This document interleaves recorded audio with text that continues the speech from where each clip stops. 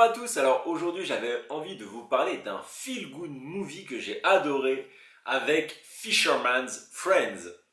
Alors c'est une réalisation de Chris Fogin qui s'est inspiré de l'histoire vraie du groupe de musique pareillement appelé Fisherman's Friends. Alors dans ce film on va retrouver Danny, un producteur de musique londonien qui est extrêmement branché et il va se rendre en Cornouailles, excusez-moi, pour un enterrement de vie de garçon. Alors les Cornouailles, c'est une région reculée de l'Angleterre.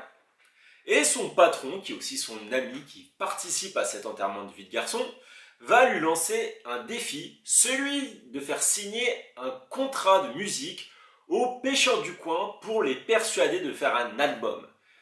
Et malheureusement pour Danny, ceci est une blague et il va être un peu coincé. Alors malheureusement pour cette comédie britannique, elle est sortie mercredi dernier et elle a débarqué pendant le Festival de Cannes, ce qui lui a empêché d'avoir une belle exposition. Dommage, car c'était l'un de mes coups de cœur de la semaine et je pourrais même dire du mois. Alors ce qui m'a touché avec ce film, c'est son authenticité. Et oui, pendant 1h50, on va être totalement plongé dans cette région des Cornouailles en Angleterre. Et le tournage va même se faire à Port Isaac et, pour être plus précis, au pub Golden Lion. Donc voilà, l'authenticité est poussée à fond. Alors même si les acteurs principaux sont professionnels, les Fisherman Friends ont tout de même participé au tournage et ont même fait pour le plaisir quelques caméos. Et c'est toute cette atmosphère de camaraderie qui pour moi a donné un véritable charme à cette comédie. J'étais subjugué. Alors certes, le récit est simple. Je vais pas vous dire le contraire, je vais pas faire oui, c'est un film réfléchi. Non, pas du tout. C'est simple, mais c'est efficace grâce aux valeurs qu'il porte, comme je vous ai dit auparavant, la camaraderie. Et voilà, un esprit de solidarité qui existe dans ces provinces, on va dire plus reculées entre guillemets, en tout cas. Voilà, il n'y a pas eu de globalisation comme dans les grandes villes, de mondialisation. C'est vraiment encore un esprit de famille, des petits villages. Et moi, j'apprécie beaucoup cet aspect. Et le mieux, c'est de savoir que c'est une histoire vraie. Et moi, je trouve que voilà, le fait qu'on regarde quelque chose qui s'est déjà passé, bah, ça donne encore plus de charme. Voilà, on dit, hey, les gars, quand même, c'est pas que romancé. Moi, je pense que ça doit être un peu romancé. Mais non, on dit, ces mecs, ils ont vraiment vécu ça. Voilà, c'est un truc qui est tombé comme ça. Je trouve ça génial, moi. En plus, le film, c'est une comédie, est porté par un ton vraiment léger. Et voilà, comme je vous ai dit au tout départ, c'est feel good, c'est agréable à voir. Et pourtant, je trouve que quand il doit être sérieux, il arrive à le faire. Et ça fait qu'il y a certaines scènes qui sont vraiment touchantes. D'autant plus qu'on s'attache vraiment facilement au personnage, déjà celui de Danny, le producteur londonien. C'est vrai qu'au départ, il peut sembler assez antipathique, mais on va vite se mettre à sa place et on a envie qu'il lui arrive des choses bien quand même à ce gars-là. On a envie, voilà, on sent qu'il y a un côté humain en lui derrière le type de la ville, voilà, un peu cliché, non. Il y a un cœur qui bat derrière ce costume. Et les pêcheurs aussi.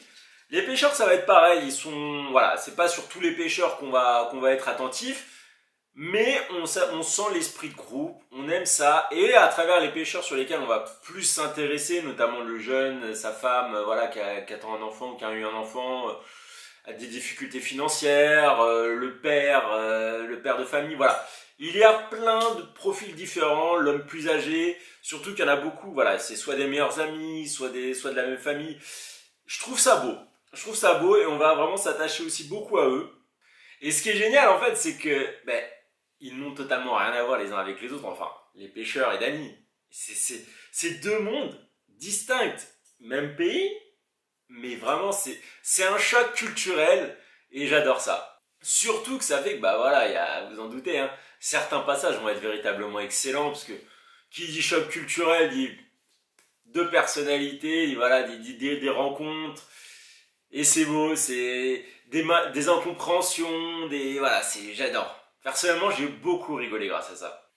D'autant plus que les acteurs, moi personnellement, je les ai trouvés très bons. Même dans le groupe de pêcheurs où ils sont assez nombreux, on aurait pu dire, ouais, il y aurait un maillon faible, même pas. Chacun apporte sa richesse et c'est bien. Honnêtement, c'est très bien. Après, pour les chanteurs, il y a plus James Purefoy qui va se démarquer. Je trouve qu'il est vraiment charismatique. Il a du caractère, il s'impose. L'acteur qui joue Danny aussi, j'ai beaucoup aimé, Daniel Maïs. Voilà, c'est le citadin lâché dans un milieu inconnu. Je me rappelle plus le nom de cette émission, mais bref, lâché en pleine nature. Et voilà, il va apporter cette petite touche qui va dénoter avec le reste.